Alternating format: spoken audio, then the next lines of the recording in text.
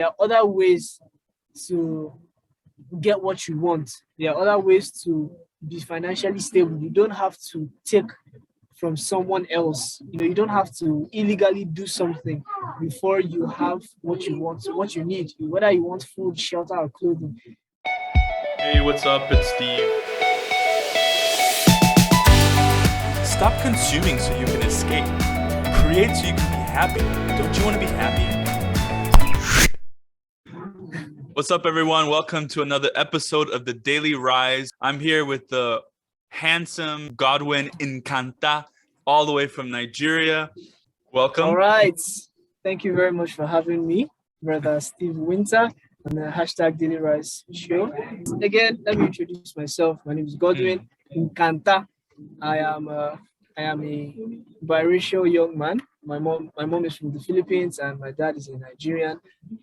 How do you describe the average young people's struggle in Nigeria, in Africa, where you come from? Oh boy. Not enough suya. Oh boy. Oh no, let me even speak the way I normally speak. Oh boy. Things are like it's turned up all the way to 11. Things are like it's like things were hard before. The problems facing young people, it's a problem that stemmed right from our predecessors, those who were put in positions of leadership or given positions of responsibility. They didn't do it well. If anyone asks me, I'm going to say that let's call a spade a spade. It is what it is. These problems that happened, years back, decades back, even after the whole independence of Nigeria, these are problems that are now, things weren't done correctly, and now it's biting us in our butts. It's pinching our butts. We can't sit anywhere because wherever we sit, something bites us in the butt, and we have to stand up. So if you are in Nigeria and you have no knowledge of how to use a computer, right, or you don't know a basic skill, I can say that things are going to be very difficult for you. Very difficult. Things are already difficult for those of us who even know the skill. So imagine just how much more difficult it is for those who are illiterate, those that don't know how to read or write. And that's actually why, that's actually what then leads to crime. Me as a young person, maybe I don't know book. That's how we say here. I don't know book. I don't feel read. I don't feel study. I don't know how to do anything. I then look at my friend who is maybe he's an armed robber or he's a bandit. Now I decide, okay, this is the only thing. I mean, I have my hands, I can hold a gun, so let me be a bandit. I see. Or you hear of a young man who maybe he wants money quick and easy. But the process is too long. The straight and narrow is way too long. You just want to go a detour, and then you see, you hear, scammers, and I think that's actually why Nigeria has a very bad reputation of scamming. This one I know of because I've spoken with people who are not from Nigeria, and they always tell me how they are afraid to have Nigerian friends because they are scared that they will be scammed. And I don't blame them. It's the truth. It's the truth. Yeah, everyone's getting scammed. Here we call it Yahoo Yahoo. Here in Nigeria we call it Yahoo Yahoo. And it's when someone scams another person for money. It's a punishable offense. It's a punishable offense, and it just shows you just how neck deep. Neck deep is what many of our youths are. Without proper training, proper skills, there's a lot of dysfunction and nothing really goes the way it's supposed to go. Yeah. So that's what I have to say. There's a powerful picture that you shared with all of us in the program Project Rise. When you were starting, you had to present an NFT project, and you showed us a picture of a young boy with his backpack facing his village, coming home from school with all this mountain of trash. Yeah. It really spoke to me. Tell me about that.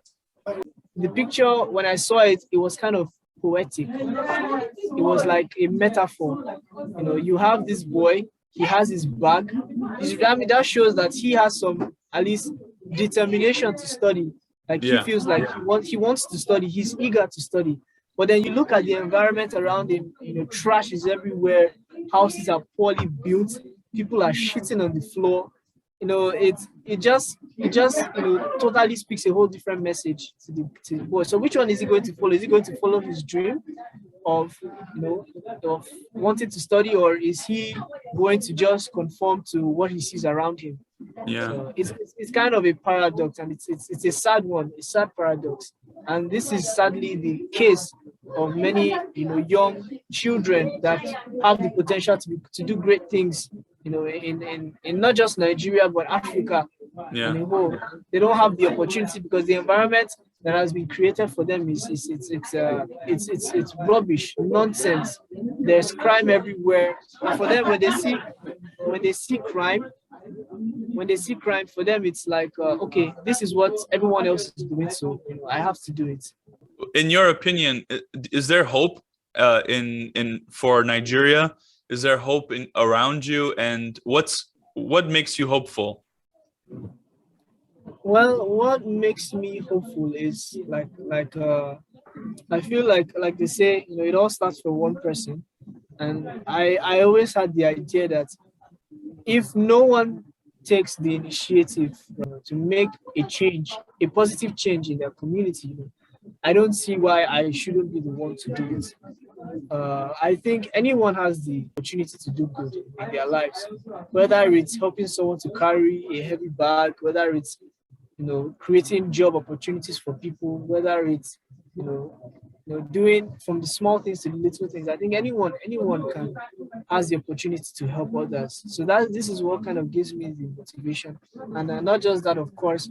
In my own personal life, it's also been my parents. I look at them, I see how their life sometimes can be a constant struggle.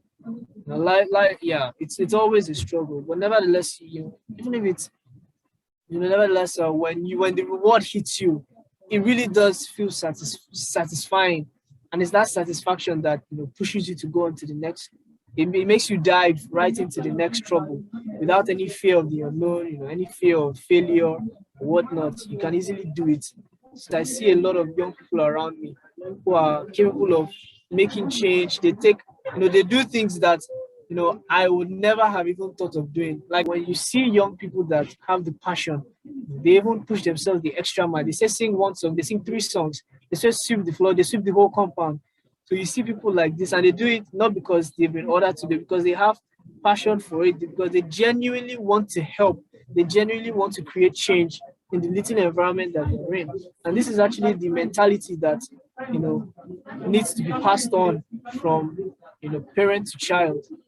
The idea of living for the sake of others. If someone says, help me do one small thing, you do something much bigger than that. So this is how I see the world. And of course it all starts from the top. The top. Like when I mean the top, I mean the presidents, the governors, everyone. It all starts from them. When that mentality is passed on down, everyone will think that way. Everyone will have that mentality.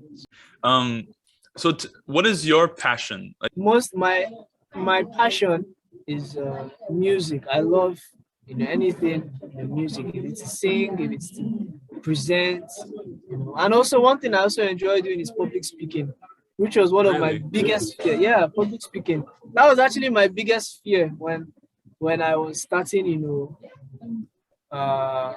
public mission. When I say public mission, I mean like where you are told to do things for the sake of the public. So I was really scared, but then you begin to, by the time you do it the first time, someone praises you for it. You do it the second time, someone encourages you. You begin to grow this charisma and confidence to a point where it's almost natural. You can stand in front of a crowd and say what you want to say. Nobody's going to do you anything. You can stand in front of a group of very important people, and no one will even You don't feel the fear, because actually it also most of my public speaking, like where I got the confidence was it was from my fundraising days. You will be given products, and then they say go out, and then you have to sell the product. So the idea of fundraising was that you was supposed to build your confidence, and also help you, be more outspoken. And it really did work for me. I remember going into places. I would speak with CEOs, businessmen, and here, and many of them would be shocked. This timid, slender-looking young guy just barged into my office, ignored the secretary, ignored everyone, just barged into my office and said I should buy this thing. And most of the time, I remember I did this a lot. They would laugh. They would just laugh because for them, they couldn't even believe it. Because that time, if you want to meet with people of their level, even politicians, you have to make appointments. You have to tell them a week in advance. But here you are, here I am in front of my office. I'm sweating because the sun outside is extremely hot. So I'm sweating all over the place. I bring out my product and I say, "Good day, sir. How are you doing?" And he says, "Excuse," and he's like, he still has that, he hasn't realized it yet. "Good day, sir. How are you doing? My name is Godwin. I'm with so people group, and I'm really trying to do this. We are selling this product because we want to create." And he would look at me and go, "Young man." And around the time it was so funny. He would go, "Young man, what are you even doing here?" And you would tell him, "Oh, I'm here to do this. This is what I'm here to do." You will go very straight to the point, and then you will just buy what you have. You buy everything you have in stock. So stuff like this really gave me the motivation to speak out. It gave me the motivation to go and just do whatever it is that I've been asked to do. You're not afraid of, once you do that, you're not afraid of responsibility. You're not scared to be put in charge of a group of people. You're not afraid of failure. So, yeah, this is what gives me passion. This is what gives me drive. Yeah. So what, if you like public speaking, you like music, what made you decide to study social media marketing? The reason was because I began to notice that if I was, that time, because I was so hooked up, I always wanted to be popular. That time, that was about last year. There was a part of me that always wanted to be popular. I wanted to be on everyone's feed, on everyone's Instagram page. And that time, I always thought to myself, if I knew how to, and I always thought that if there was a way to spread a message, social media is definitely the way to go. Yeah. And everything revolves around social media, whether it's mainstream news, celebrity news, entertainment, spicy gossip, everything rotates around social media. So whoever knows how to control social media is definitely going to be the one that is best at having more of it. It's going to be the most fastest one when it comes to building a community. So that was how it was for me. I wanted to learn the cycle of social media so that I could use it to my advantage. Okay. So thank you. I think you're right. I think social media is a tool that there's 2 billion people on social media all around the world, and it's replaced the TV, it's replaced the radio. And so if you have a good message and you know how to get yourself out there, obviously you don't have to have a good message. You can have a very stupid message, like you can slap somebody in the middle of the Oscars. Yeah, of the Oscars. I knew someone was going to say this sooner or later. Everyone's talking about it. I can't escape it. Everywhere I go, Facebook, Instagram, YouTube, I always see it. So you can see stuff like news spreads more quicker on social media. Like if you want to get the message across. Yeah. So yeah, I understand. What do you think the young people in Nigeria are looking for? What do you think they need that will help them come out of their poverty? What is it that we should give to young people? What is it that young people have that they can change? The very first thing I'll say is character education. They need to be properly trained in character, because even if you give them the skills, there is no guarantee that they would use those skills for nefarious purposes.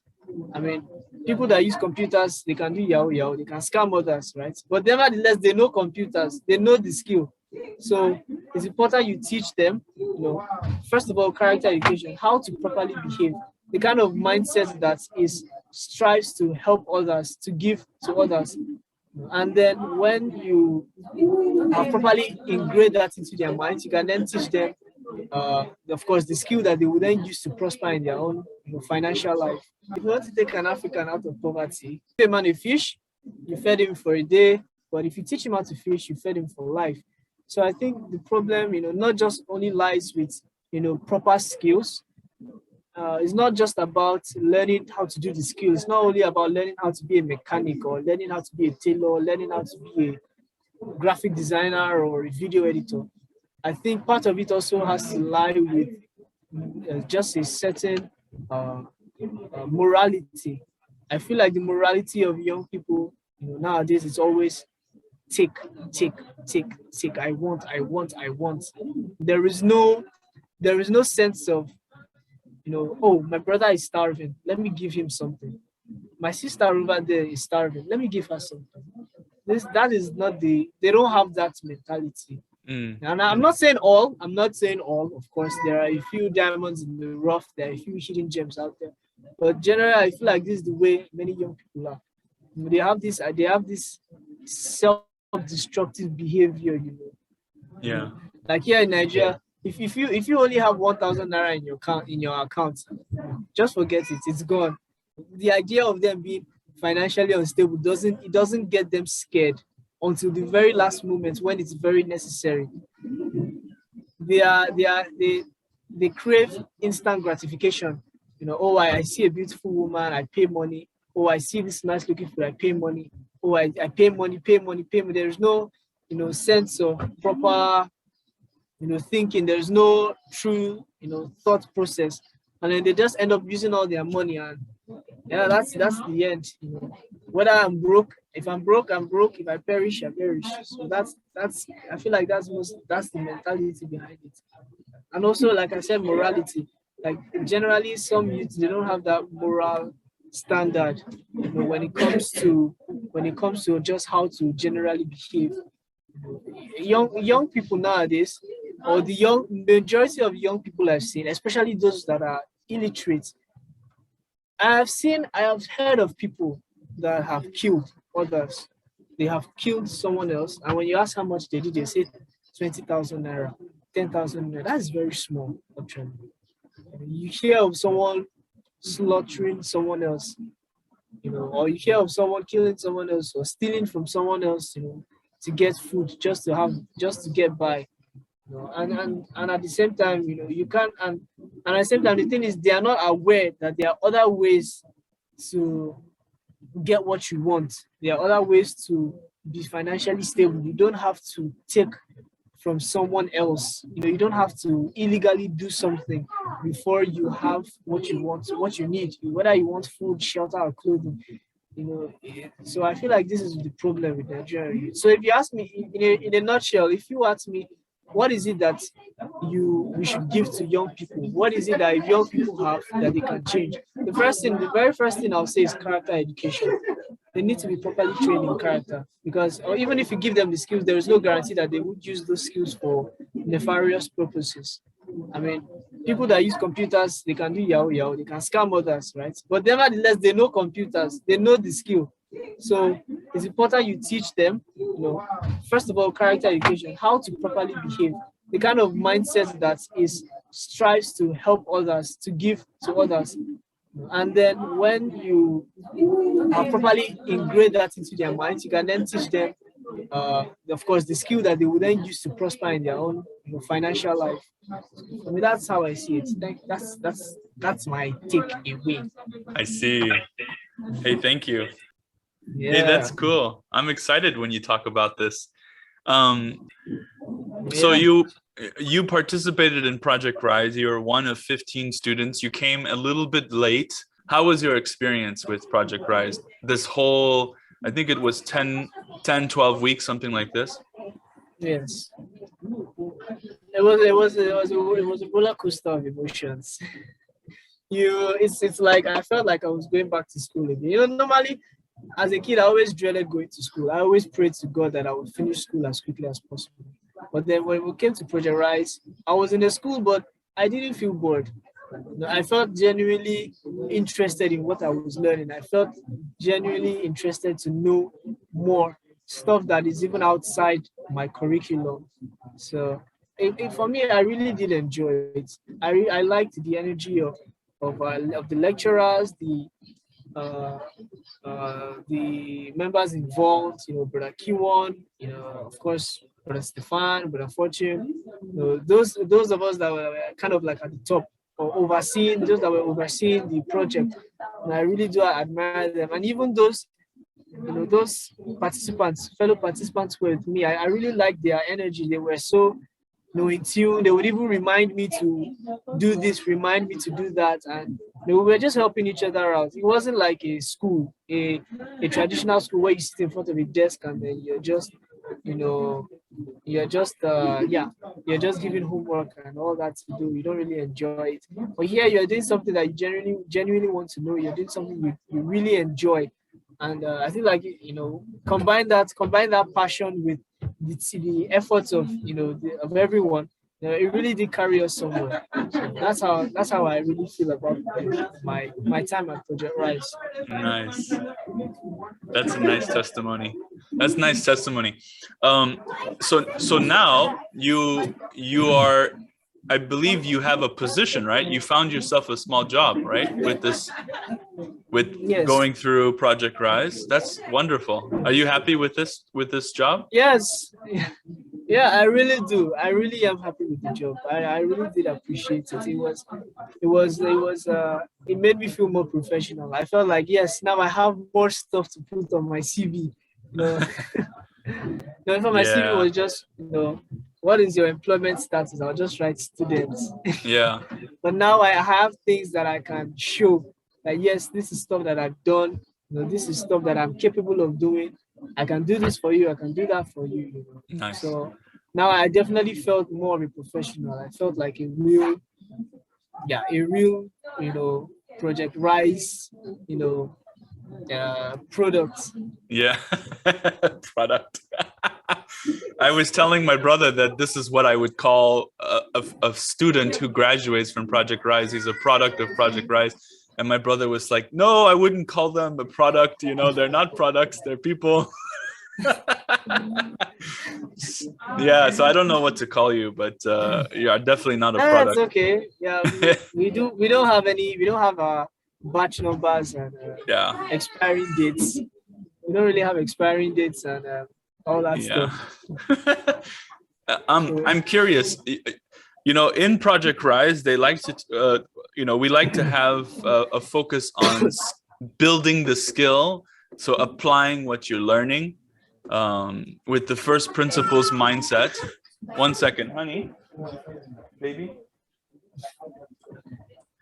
Yeah, so we have this 1 second, first principle mindset where we're trying to find out what is it that we want to accomplish before, and then we learn how to accomplish it. So we go backwards, and you had that opportunity to learn, and I wonder if there was something that you could improve on it, if there was something we didn't do well. Well, for me, when it came to that, should I say, that method of accomplishing goals, I felt like one thing that I could definitely improve on was of course, I feel like when it comes to things like this, the only resource that I find valuable at that time is time itself. For me, time management was the most valuable thing to me. When I sleep, when I wake up, because when I say I want to accomplish something, what I do is I usually set up schedules. Once it's this time, I do it. Once it's this time, I don't do it. So that was that was something that I could, I feel even now, I learned it already at Project Rise, but I definitely feel I could improve on it. And also another thing I could say was, analysis. Just how to properly analyze whatever situation you have so that you can change it, depending on the situation you're in or circumstances you're in. For instance, if you fall sick on the day you're supposed to accomplish something, how do you then go about accomplishing your tasks? So then you have to really analyze analyze the situation around you. What can I do? Or maybe there is no internet connection, or there is no electricity where you are. So what do you do? How do that's when your mind begins to kind of, race at the speed of light. And I think that was definitely something that I could improve on. How to come up with more ways to solve a problem. Because when you only depend on one solution, you never know if something could happen, and then you have to then not do it. But if you have multiple solutions to the problem, if one doesn't work, you have another one. If this one doesn't work, you have another one. So yeah, that is definitely something I could improve on. Hey, you had an internship experience with UPF Africa, and Yes. and we had an objective. There was an objective to get the word out, to spread the word, to understand the meaning behind why we need to invite people to come to the event. Can you talk about your internship experience? What was the struggle that you see? For example, I think that the current way things are done, there's not enough emphasis on marketing this thing in advance properly. Okay. So now that you got a chance for the first time with your professional skills of marketing that you learned, how was your take on this experience? When I was working with Project UPF Africa, I felt like there was definitely some things we could have improved on. That was for sure. And as me being the social media manager, all I could do was give content ideas on what to create. And I really feel like one thing that we could have, should I say gold mine that we could have dug was, creating newsworthy content. Like for instance, what I mean is, on a normal basis, when we have an event, right, we spread the word out. We say, oh, hey, you guys should check this out. We have this, what do we call them? Sunhat Peace Prize. We have, this think tank. We have the other one. And, we have all these events talking about a topic. Maybe it's not on South Korea. Maybe it's about women. Maybe it's about equality, and, each time you have to create content that can target a particular type of people. But I really felt like, sometimes thing is, the struggle I had was switching between these different demographics of people. Sometimes you have to create content that is based on for young people, for old people, for middle-aged people, for women, for men, for children, and each time, one thing that I felt like we could have done was create content that was worldwide. For instance, content that everyone is on, like content that everyone's eyes are on, because I felt like that was our own way to create, more engagement. That was our way to build a community, like creating content around, for instance, like I was thinking the Ukraine-Russia crisis. This was just an idea that I had,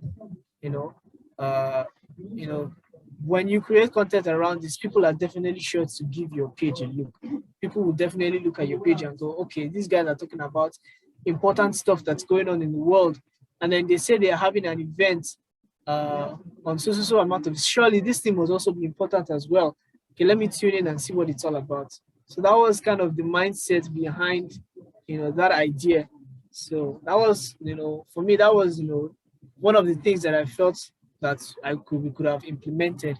Although hopefully in the future, there's so much more that, we'll do, so much more new stuff that we're going to create.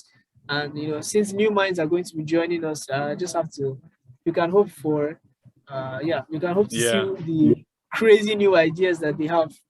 So yeah, that was it for me. What do you? I agree with you. I think that we missed out on the opportunities on hot topics to share light on the point of view of what the larger organization that we are part of has to say about it. I think we definitely lost out on that opportunity. So, what do you think about the current situation of YSP and their goals and what they're trying to accomplish? And you have Project Rise coming out, and how do you think is the best to integrate these two together? Well, okay, first of all, I think an integration between these two organizations would be splendid. I think it would be superb. I think it's probably going to be very, very beneficial for both of them. For YSP is going to be, teaching their audience, which are young people. It's going to be teaching their audience, skills that they can use, and and hopefully by showing them, by teaching them these skills, more people will be more interested in joining YSP. And then for Project Rise, of course, it's going to be creating a larger community with members from YSP. So I think two of them, they definitely have a symbiotic relationship with each other. Two of them are definitely definitely going to benefit from the relationship. So what do you think the issue is with YSP right now? What are they struggling with, and how is Project Rise a collaboration together with Project Rise? How do you think it's going to bring a better outcome for both parties, but specifically for YSP? Well, I'm not really too sure about YSP around the world, but I know of YSP Africa and YSP Nigeria. Here, I could say most of our issues, stems around. Most of it stems around, creating programs. Like I said, we have some programs in store which we are planning to create, which either between this month and next month here in Nigeria, and and the thing is with YSP, one thing that has always been our go-to when it comes to creating programs, we always try to create character education. So with Project Rise, I remember being in Project Rise and there was a lot of character education, how to deal with certain issues, how to deal with this, how to deal with that. We had different, I think about two lecturers that focused on character education during our Project Rise, during my stay in Project Rise. I feel like if we could use this as an opportunity to connect these two programs, these two organizations, I feel like this is going to be helpful for YSP in the sense that this way YSP will have more stuff to do.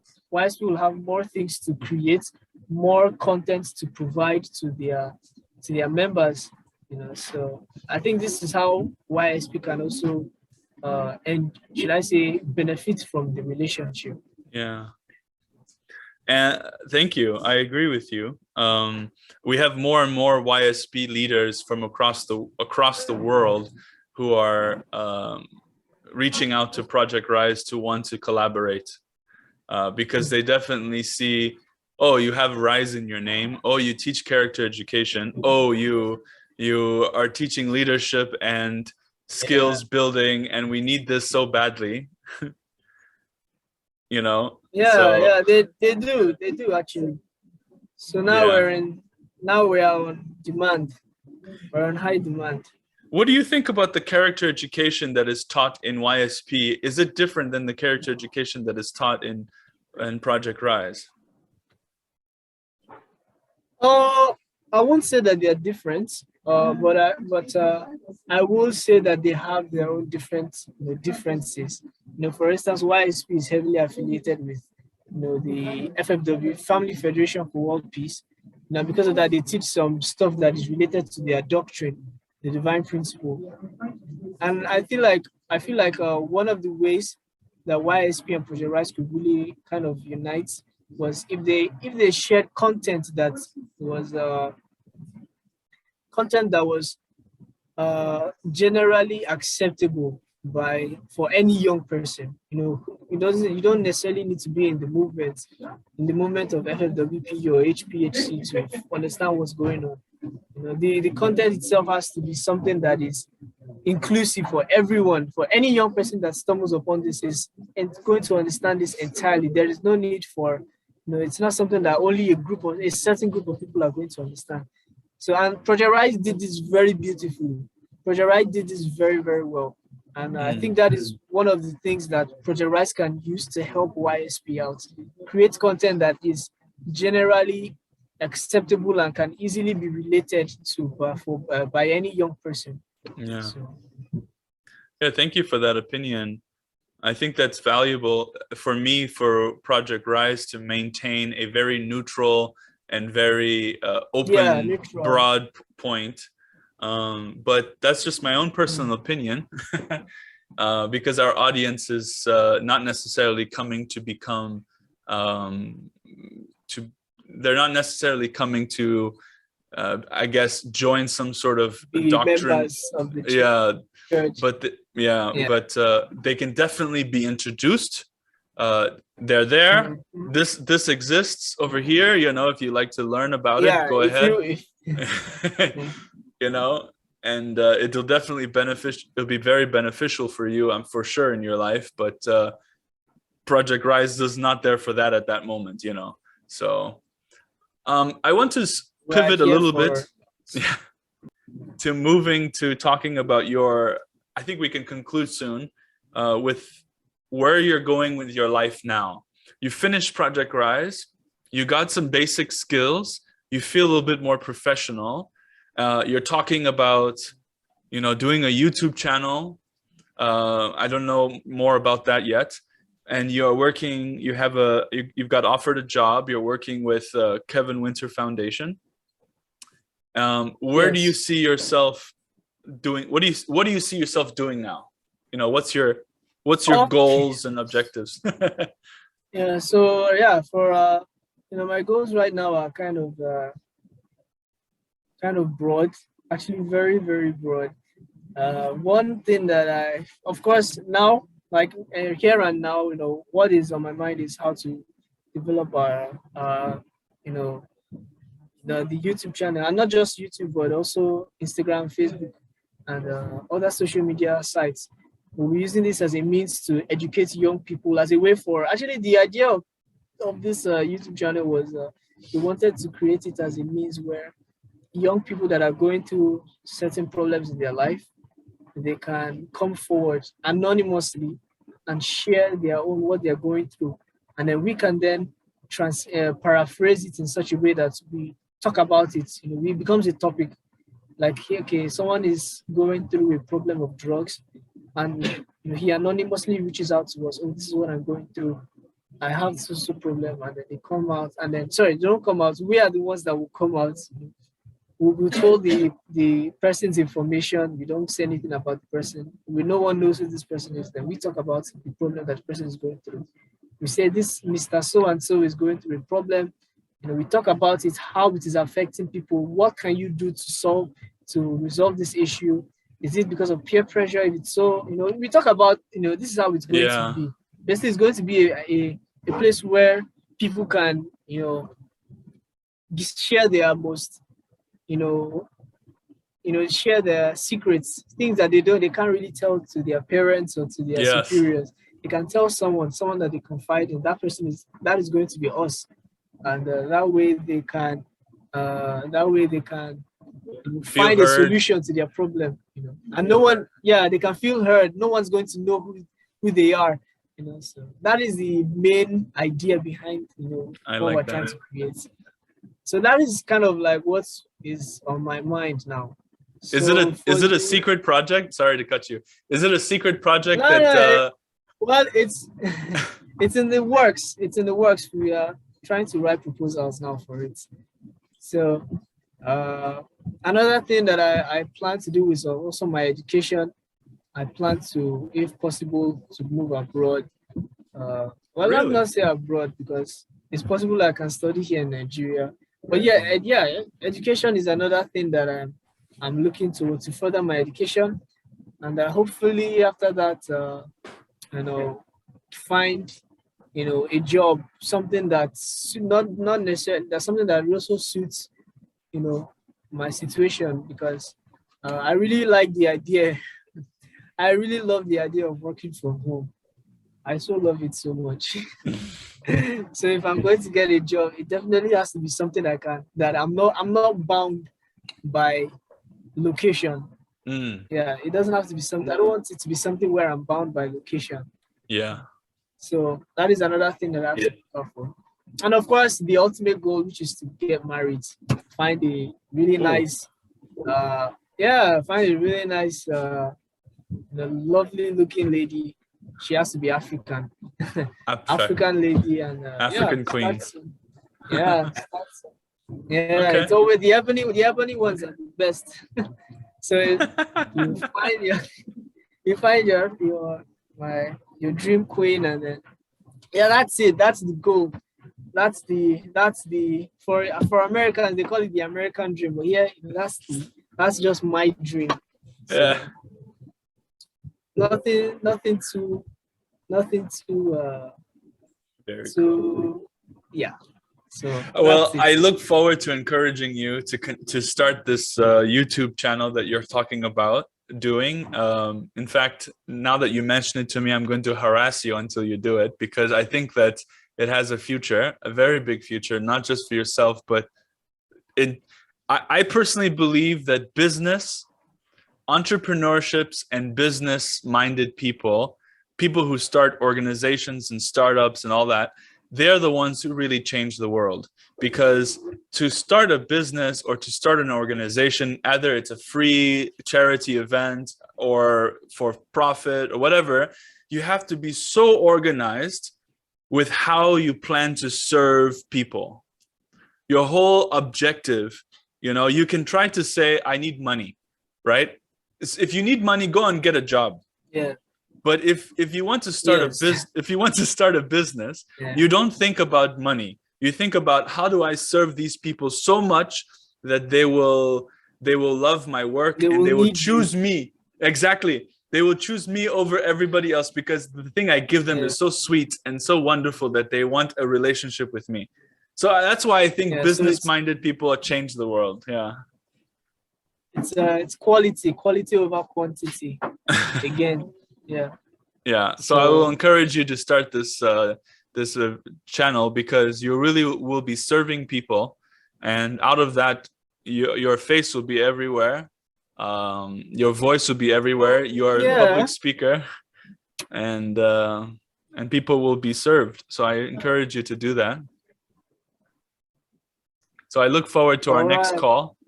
Where we can talk about how it's going. Yeah. I really want to move forward with this project. If you guys are watching this and you like the idea of Godwin and what he's thinking about doing, then give him a shout out. Tell him you want to be on his show. And in fact, I want to be on your show. If you're going to make me anonymous, then I don't know how you plan on doing that, but I'd be happy. You could choose a voice changer. Choose a voice changer. Yeah, it's not that hard. Okay, let's do it. So use a voice changer and you just off your camera. There we go. So yeah. Okay, thank you, Godwin, for your time. I appreciate it. Greet your parents for me. Yes. Thank you. Please greet your family, Leon or Bear. Greet everyone in the family. I will. Thank you. Bye-bye. All right. Thank you very much. It's been a pleasure. Thank you. Bye-bye.